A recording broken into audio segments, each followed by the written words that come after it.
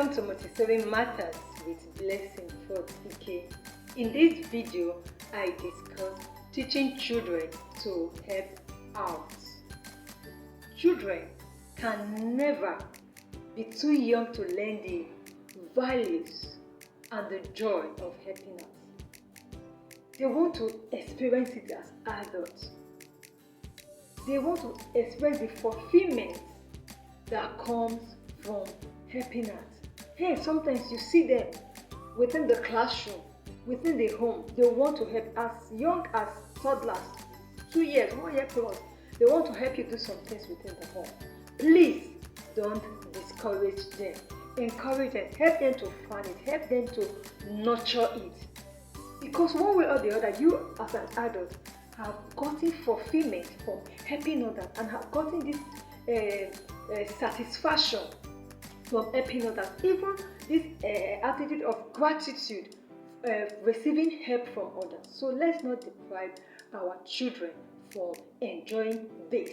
Let's teach them how to help us wherever they are within their environment. They should help others and they should even help the environment. You might be wondering, how do I teach my child how to help us?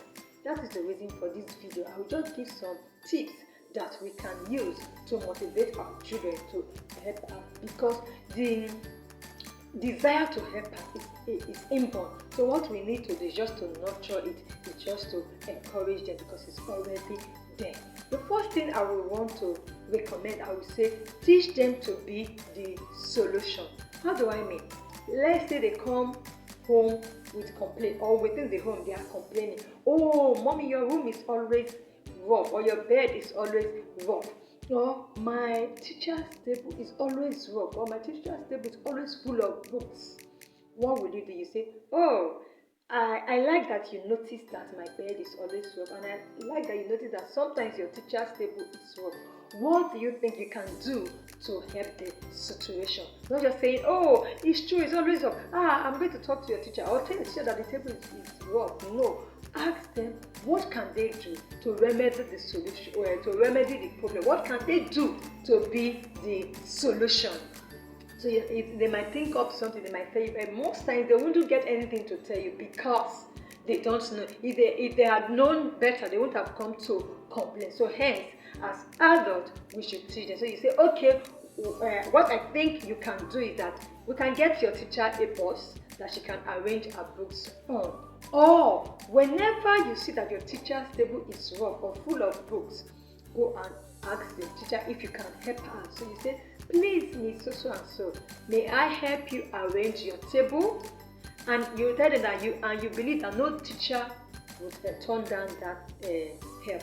They will appreciate it and they will praise you for it. So that is teaching them to be the solution. Or they say you're begging, tell them that, oh, come, can you join me? Let's make the bed, instead of complaining. It's teaching them to be the solution, to help others.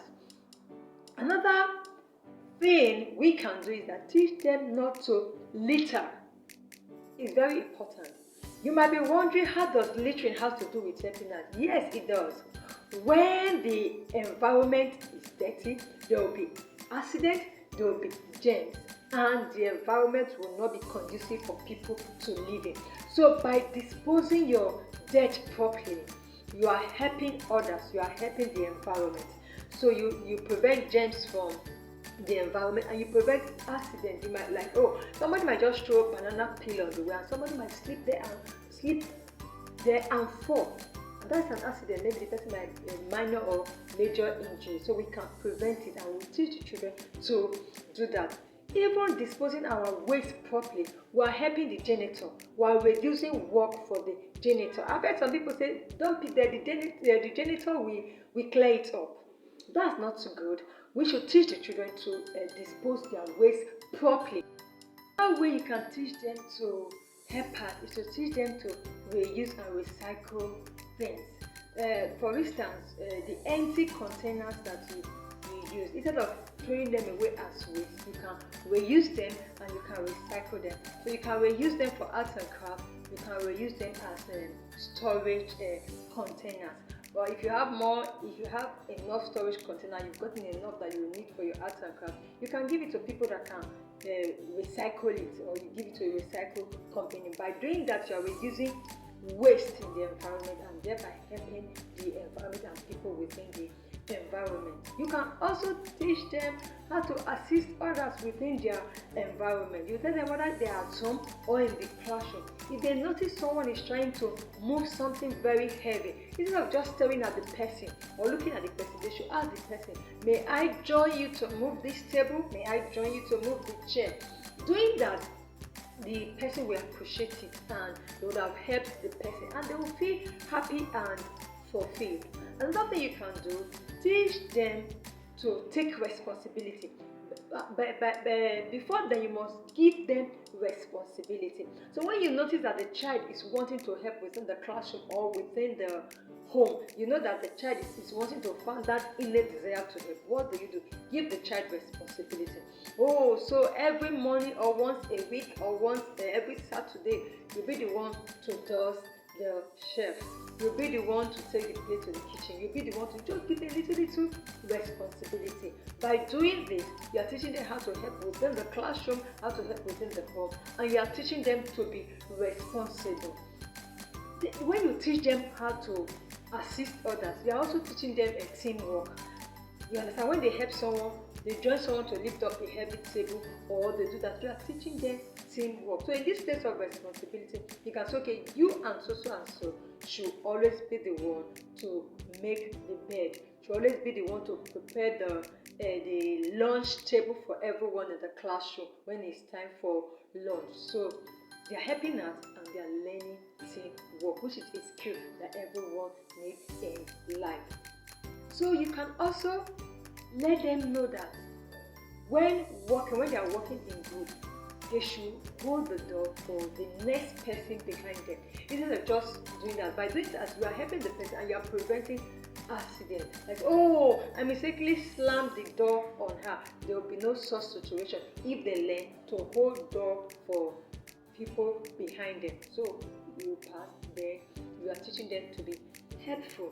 You should also let them know that it is good for them to help out. Maybe they notice someone within their classroom, either in church or in school, that lacks some things. It might be standard, it might be eraser, it might be pencil. Teach them that they can get them gifts for their savings. So they can take money from their savings to get those pencils, whether it's book, whether it's eraser or standard, and give to the person. It's a way of helping out.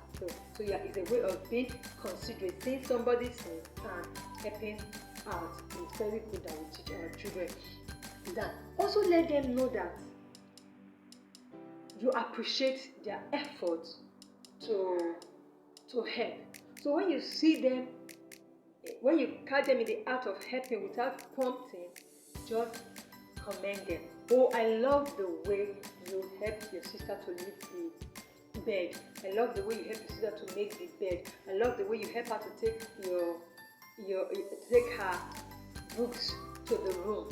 So these are ways you can encourage, so you appreciate them. So don't just say good job. No, comment on what they have done, so they will know that this is what I have done, and they will keep doing that. So you are teaching them how to help her. The last thing I will say before concluding today is that let them know that it's not all help they can render. Sometimes some help might be too difficult for them. So instead of struggling to help the person, they can call for help from others within the home, within the classroom. Then it can be an adult, it can be a fellow child like them, but they must help. They must ask for help and let them know they must ask for help politely and in a clear tone and in a clear way. So they should know what they want to ask for help for, and they should ask it directly. And let them know that if it's not an emergency, they should wait for the right time to ask for help. When the person is busy, they should not ask for help. They should watch when the person is less distracted and the person is not too busy. That's when they can ask for help, except it's an emergency. Another thing I would say is that let them know that asking for help is not a sign of weakness. It's even a sign of strength, because someone will know that this child is resilient. Then they will say that they will know that you want to do something and you don't know how to do it, instead of giving up, you don't want to give up, you are resilient about it, so you are asking for help to be able to do it, and they will gladly render the help to you. So they'll be so happy to ask for help whenever they need it. So they will know that it's not only them that can give them, thinking that they are very strong, just enjoying the fulfillment that comes from help. They should also enjoy somebody helping them, and they should be grateful in return.